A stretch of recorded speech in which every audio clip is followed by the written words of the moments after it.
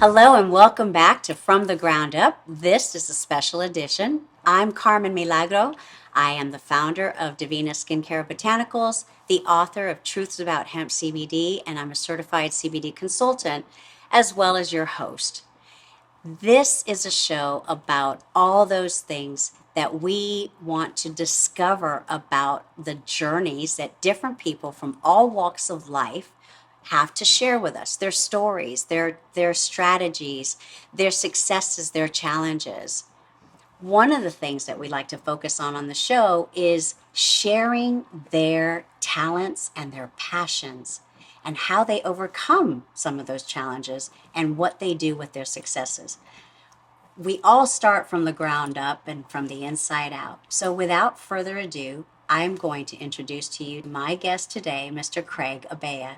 Craig is a multi-talented artist, originally from Bernal Heights. He's a photographer, a musician, a filmmaker, and he's worked with the likes of Elton John and Paul McCartney and so many others. Craig is also a singer and a multi-instrumentalist, and he's the recipient of 10 Billboard Magazine awards in songwriting. Plus, he's a music producer and an engineer and a Grammys voting member.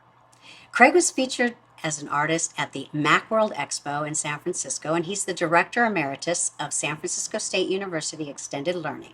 He also serves periodically as a consultant to Apple on the topics of education and media production. And last, and certainly not least, he coined the term entrepren-artist. Craig, tell us about your new album. I know that it's called Fashion Statement. What did you mean by that? You always hear the term fashion statement and like I'm making a statement with my fashion. This is like my expression of who I am. But in this case, it's actually a statement about fashion. And I don't mean clothes. I don't mean makeup or hairstyles. I mean things that become fashionable within a culture. So for example, at one time it was really, really fashionable to do drugs when everybody around you was doing them. And it's like you just were going to be an outsider if you didn't. So it's not something that's new, the kind of pressure that people, especially young people, feel because, you're younger and you're trying to figure out who you are and trying to find out what your place is in culture. And acceptance is such a dramatically important thing. So this is an album that is about all the things that have led to where we are right now. And one of the things is actually things that had become fashionable, whether or not they're detrimental to society. Sex sells. Sell the sizzle, not the steak. Craig, your opening track is called Sex Sells. There's a reason behind that title. Sex is one of the ways that we're manipulated in society. It's a drive. It's something that all creatures have. The bottom line is whenever we have any kind of drive, sex just being one example, those can be manipulated. People want this. So if what we do is we sell the sizzle and not the steak, we kind of stimulate even more of that desire and we can capitalize on it. There were a few things. And one of the things that kind of brought that into my mind was this. So this is something that you can buy on eBay, these two Pepsi Cola cans. And I actually saw this once on the news. That's how I became aware of this. Okay.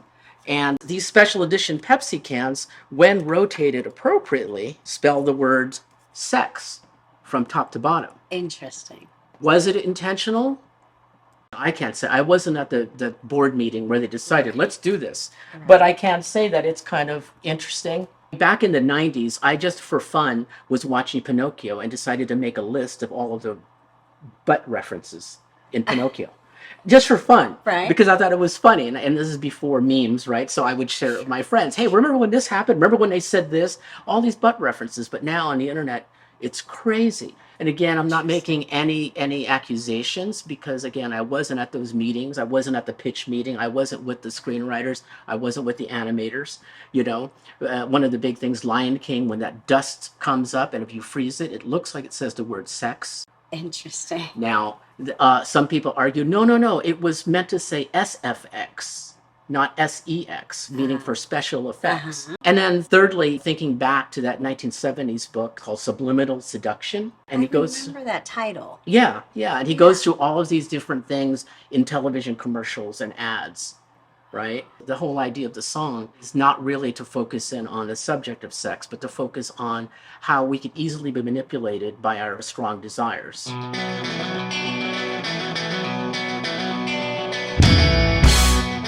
Craig, there's another song, Living in Analogy. And you know that's one of my favorites, of course. But there's an old video, right? Or something from some time ago. It's not a new song per se, but it ended up on this album. What is it about? It's the first album I ever did where I didn't write anything new. It's a compilation of songs I'd written, some of which I'd performed in clubs. Sure. And the video you're referring to is like people are actually singing along with the song. So obviously they knew it. I wasn't putting it out as a single or on an album. It was more like they were coming to the shows and they got to know my songs, and that was one they were singing along to. And when I mentioned that all of these songs are something that I'd written a long time ago, some of them when I was a kid, it was really me just kind of reflecting on what I was seeing in my peers and what I was seeing in society. And Living in Analogy was before I wrote, before there was a World Wide Web, which actually didn't exist until HTML and HTTP servers existed. The internet was around in the early 70s, and it was education and defense, and it was it. Right. When the web came about, suddenly everybody was using it. And when I wrote that song, I was thinking about the things that we use for escapism and sometimes things that make us feel we have control over. And the end result is those things wind up turning around and controlling us. Kind of addictions, really. Sure. You know, it could be a video game. And in fact, I did change one line from the song. I said, video games make you feel in control, quick response, living in a black hole. And I changed the line to avatars make us feel in control. That's the whole idea of the song. And it goes into other things. The cults that are operating online, they're the ones that we have to worry about. The simplest example of living in analogy is buying a fast car and living, through the power of that car. Right. And we can definitely talk about those innuendos as well. Yeah. But there's also the cover image. Tell me about the cover image and why you chose that specific photograph. Oh, for the single, yeah. Yes. Well, the cover is me, but it's comprised of ones and zeros.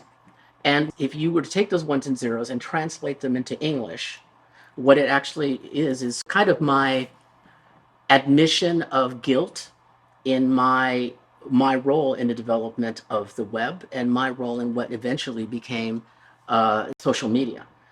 That's because back in the 90s, I was teaching multimedia, and when the web was coming, I started teaching web development, HTML, JavaScript, because to me, it was going to be, as many people believed, a thing that was going to make the world better.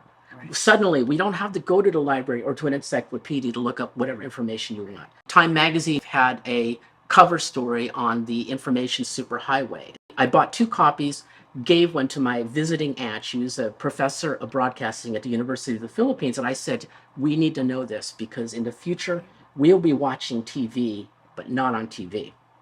And we'll be making movies very differently. And she said to me, okay, Craig, sure. And that's pretty much the response I got from a lot of people, except for people who were involved.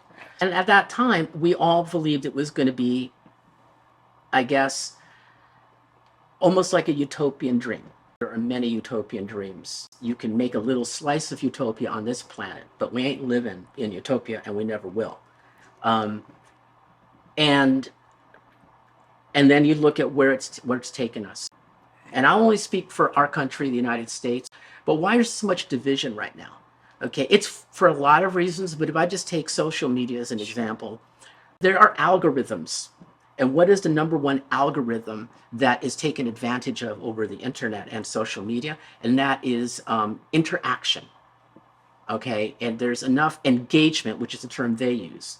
The higher the engagement, the more they're going to promote you and boost you up. Whether you're wrong, whether you're right, whether you're a mass murderer or an evangelist, it's going to happen. So what happens is there are people remotely with very, very unusual ideas that are maybe unpopular or brushed off, and they are in a very, very small minority in the pool of humanity. Right. And ordinarily in the past, it would have been written off. But now these people are either able to find other people who either buy in or also possess some of those strange beliefs. And suddenly we have mobs. Correct. The funny thing is, if you post something and that something that you post is extremely controversial, it still benefits you if somebody posts a counter, Of course. right? Because It's the more engagement. exactly the engagement. So suddenly we've got division and these strange beliefs. And I'm not getting partisan here because I see it on the right and I see it on the left. It's both sides. It really sort of depends on who has the microphone at the time. Exactly. So all that to say, that's where living an analogy comes from. Well, thank you for that Sure. in-depth explanation. Let's be different together. You gotta have a strange new fashion.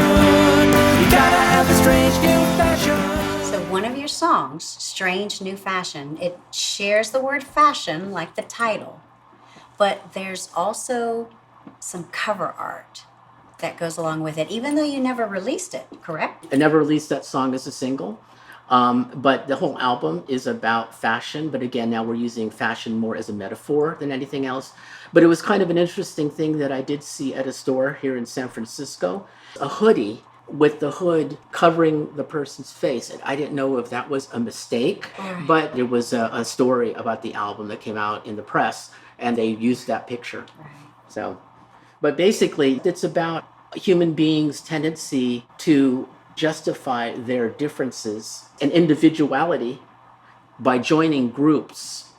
So that's basically what Strange New Fashion is. And it was written when I was a kid, looking around at my peers and maybe being a little bit anti peer pressure. But yeah, that's basically the root of that song and why there's that photograph on the cover. Thank you.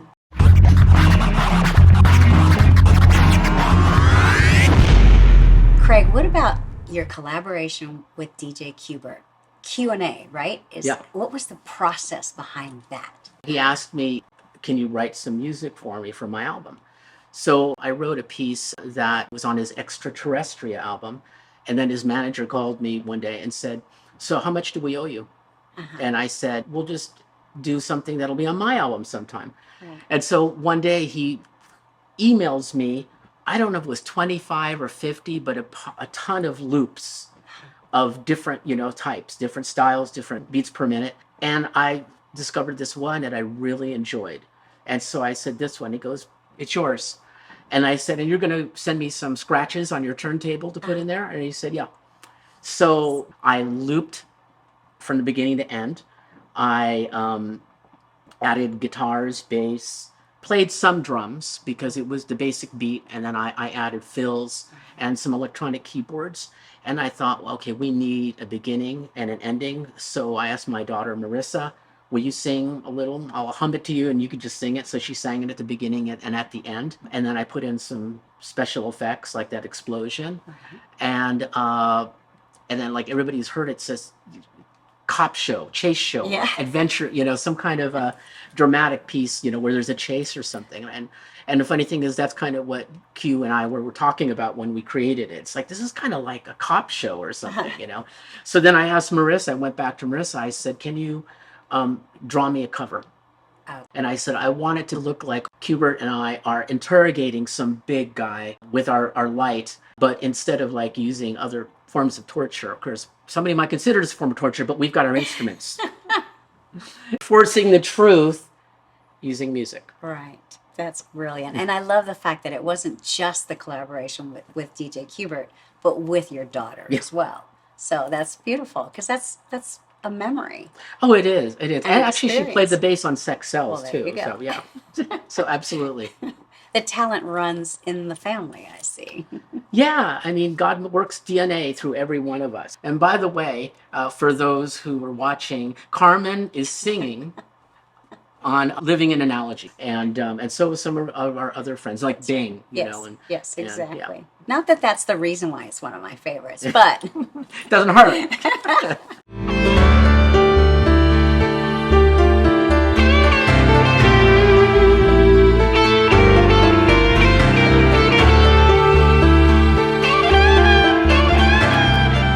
Craig, there's a song on there that it's quite different than pretty much the rest of them. It's called Teardrops. It's a little bit more mellow, maybe even a little melancholy. Why did you choose to include it in with the rest of the songs? It's called Teardrops, and you thought it was melancholy. So good. Yeah. I achieved that goal. I did. That is what I felt.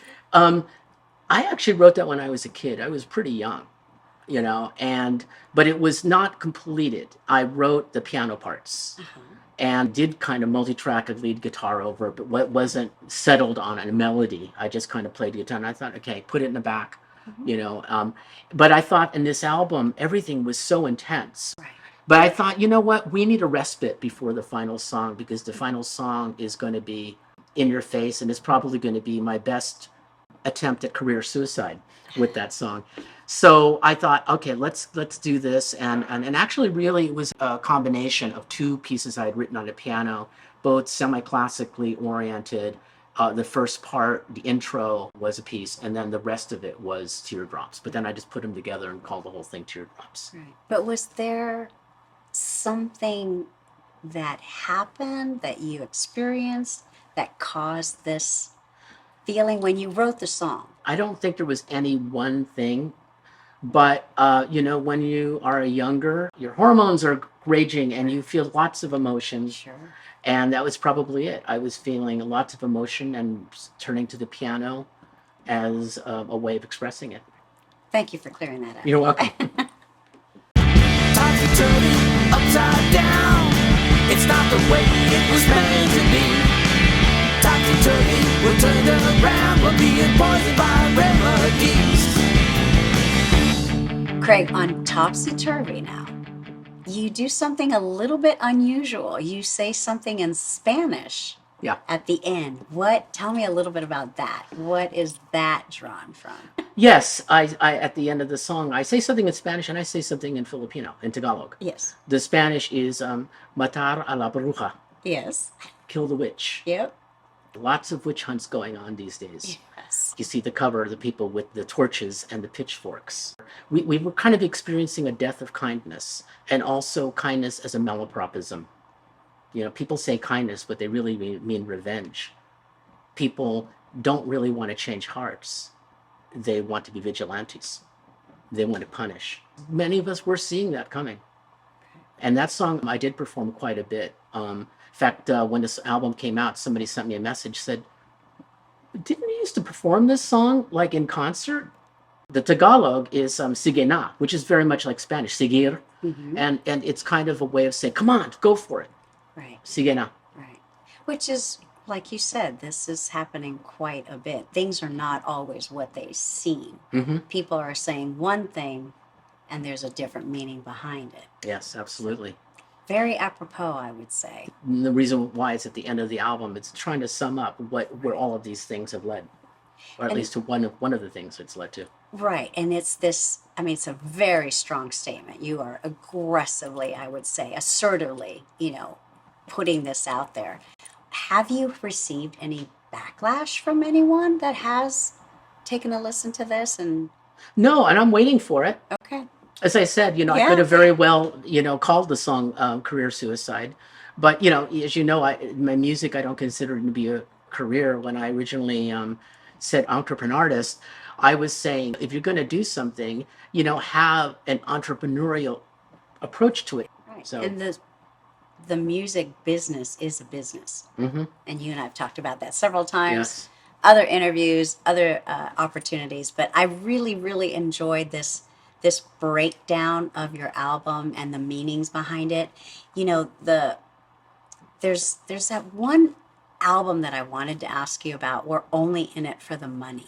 Oh. Can you is there a fashion statement that you can make about that song? Yeah. Or that album, sorry. Is that it over there? Right. Do I see that album? I just happen to have it right here.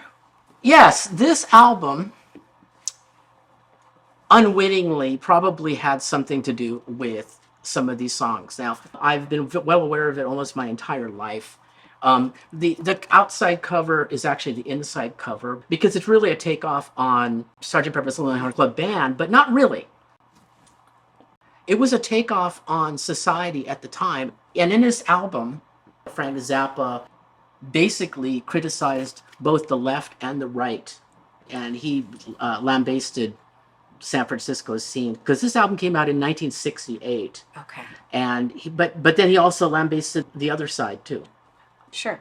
The line is, every town must have a place where phony hippies meet, psychedelic dungeons popping up on every street. Go to San Francisco. This is something significant in my life. It's a bizarre album, and I'm not saying that Frank Zappa was all-knowing, because he definitely had his issues, as we all do, because we're human beings. But one of the things he was a strong advocate for was free speech, putting that in my mind at a very young age. I think to be able to be inspired in that way and be inspiring like you are is the job of an artist. If there's a job for an artist, that is what I would say it is hopefully you inspire others and help them along in their journey. That's what this show is about. That's what we try to do here.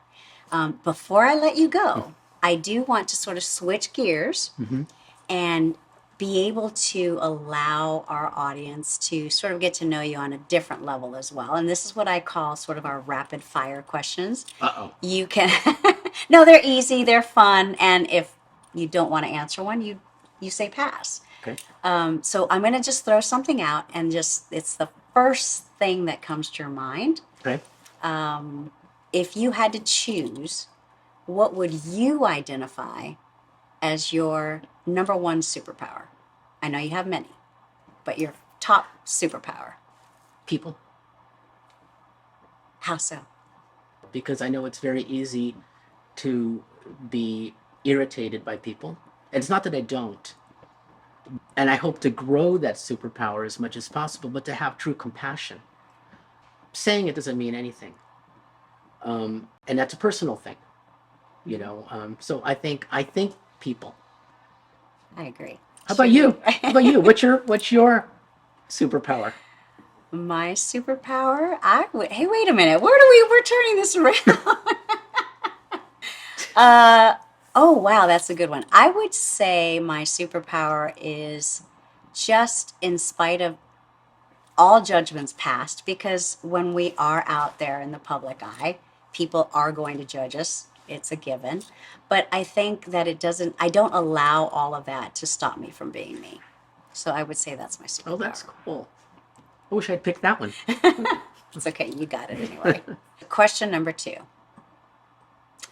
If you had to choose and you were able to have dinner with an artist, your favorite artist, still alive or from the past, who would you like to have dinner with and why? I'm fortunate enough that I've met a lot of my heroes, and I'm happy to say that most of them wound up being pretty nice. There were a couple out there who weren't as nice, but the world thinks they are, and that's fine. Sure. There's the public image. But there's a man who I actually used to exchange letters with growing up.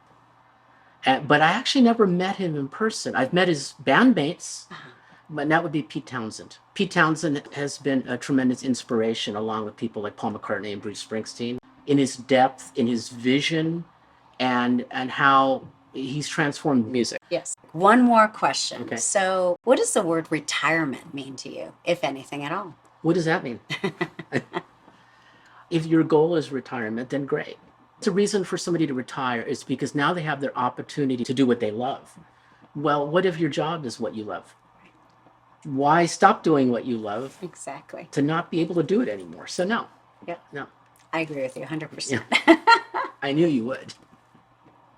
Craig, before we wrap, I'd really love for you to share, someone who's watched this, who becomes excited about exploring your music or exploring, connecting with you. How do they get a chance to listen to your music, and how do they connect with you? Well, they could listen to my music on Spotify and Apple Music, Amazon, all the places where music is available. Oh, great. And then how do they get a hold of you? They can get a hold of me through my Craig Abaya Music Facebook page. Okay. That'd probably be the easiest way. Great. Thank you so much. Thank you for spending time with me today, for, really sharing with us that musical journey that is Fashion Statement. Thank you. I appreciate it. Thank you very you. much.